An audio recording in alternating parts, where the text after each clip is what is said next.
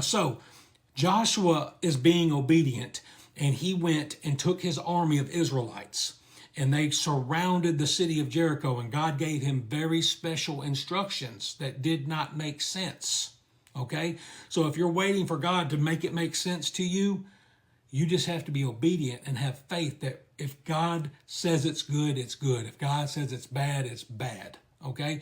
God told Joshua, you tell your army to walk around the city of Jericho, the walled city of Jericho, and do not talk, do not scream, do not look up at your enemy, look at the head in front of you and keep marching in silence. When you get tired at the end of the day, go home, get in your tent, eat your food, be quiet, and be obedient. It don't make sense, does it? Don't have to. That's what God told you to do. And I tell people, I tell my youth when I go to preach at my church, if God tells you to stand on one foot, put your finger in your ear, close one eye, and bark like a dog, you better do it, because there's a reason he's telling you to do that.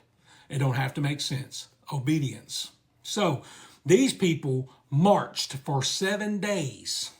And then at the end of 7 days, they heard a loud trumpet blast, and then they shouted as per directed from God to Joshua, and the walls of Jericho fell down. Now let me ask you a question. Did them walls fall because they marched, or because they shouted, or because they were obedient to be silent, or was it because it was God's will? I'm here to tell you, it was God's will.